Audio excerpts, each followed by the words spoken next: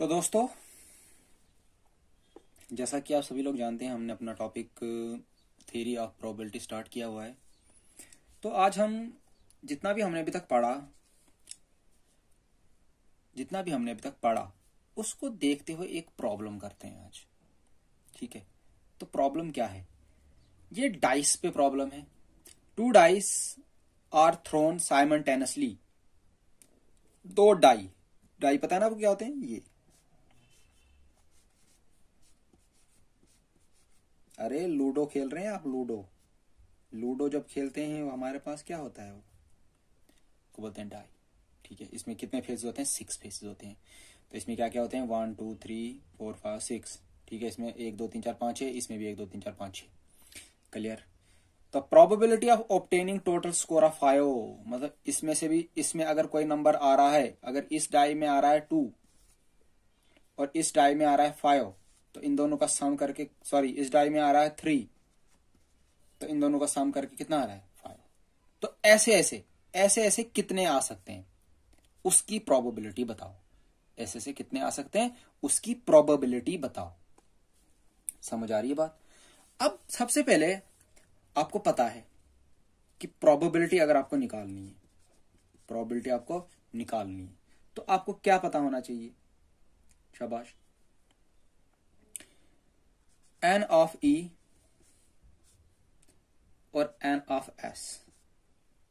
ठीक है, अब कोई पूछेगा सर ये नंबर एन ऑफ ई क्या हुआ? ये हुआ हमारे पास फेवरेबल आउटकम्स। इनको क्या कहते हैं हम?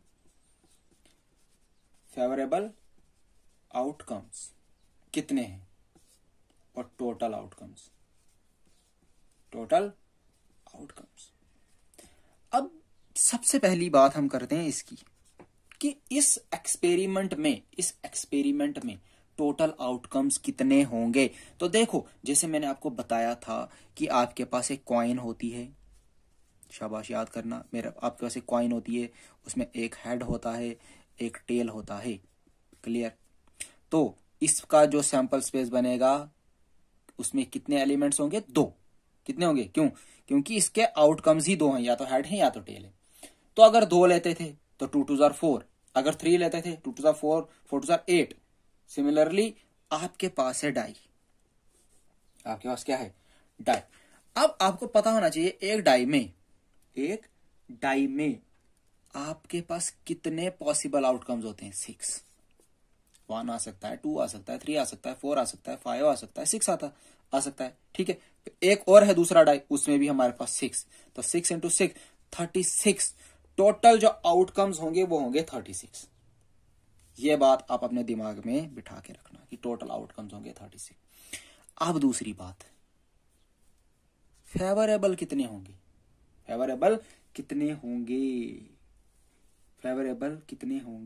तो मैं लिखूंगा event of getting a total score of S क्या है भाई? Sample space. ठीक है, सैंपल स्पेस का आप खुद बनाएंगे, मैं आपको बताऊंगा कैसे बनाना है। पहला हो सकता है 1 4, दूसरा होगा 2 3, फिर होगा 3 2, और फिर होगा 4 1। देखो भाई कैसे, 1 + 4 5, 2 + 3 5, 3 + 2 5, 4 + 1 5। तो इन्हीं का सम करके 5 आ रहा है। तो जो इसका पूरा सैंपल स्पेस होगा वो क्या बनेगा? जैसे 1 2 3 4 5 6, 1 2 3 4 5 6। क्लियर? आप क्या करेंगे? पहले 1 के साथ सबको 1 1 1 2 1 3 1 4 1 5 1 6, फिर 2 के साथ 1 को, 2 के साथ 2 को, 2 3 2 4 2 5 2 6, फिर 3 1 3 2 3 3 3 4 3 5 3 6, फिर 4 1 4 2 4 3 4 4 4 5 4 6, फिर 5 1 5 2 5 3 5 4 5 5 5 6, फिर 6 1 6 2 6 3 6 4 6 5 6 6। तो ऐसे इसका बन जाएगा क्या? Sample space. उसी सैंपल स्पेस में हमने एक इवेंट चूज किया है, ये वाला, ये चूज किया है। ठीक है, इवेंट किसको बोलते हैं हम? एक सबसेट होता था उस सैंपल स्पेस का। तो ये कितने आए? तो प्रोबेबिलिटी कितनी आएगी? शाबाश, ये आए हमारे पास 4। टोटल हमारे पास कितने थे भाई? 36। तो 4 1 4, 4 9 36, 1/9 आ जाएगा आंसर इसका। ठीक। हाय फ्रेंड्स, एक और प्रॉब्लम देखते हैं हम बेस्ड ऑन प्रोबेबिलिटी। तो प्रॉब्लम क्या है? अ बैग कंटेन्स 20 ब्लैक मार्बल्स।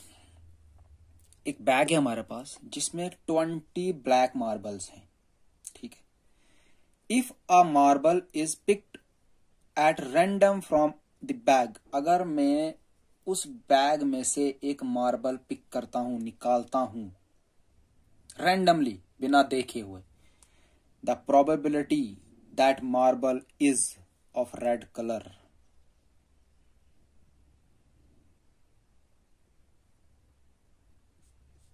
बात समझ आई? तो प्रोबेबिलिटी बताओ जो उसमें रेड कलर का मार्बल है उसकी। अरे क्वेश्चन को अच्छे से देखें। क्वेश्चन कह रहा है कि बैग में 20 ब्लैक मार्बल है। बैग में 20 ब्लैक मार्बल है। रेड मार्बल की तो इसने बात ही नहीं की है। That mean this is impossible. This is impossible event. Impossible, ये हो ही नहीं सकता है। तो जब रेड है ही नहीं उसमें, तो प्रोबेबिलिटी क्या आएगी? शाबाश, 0/, टोटल आपको पता है कितने? 20। क्लियर।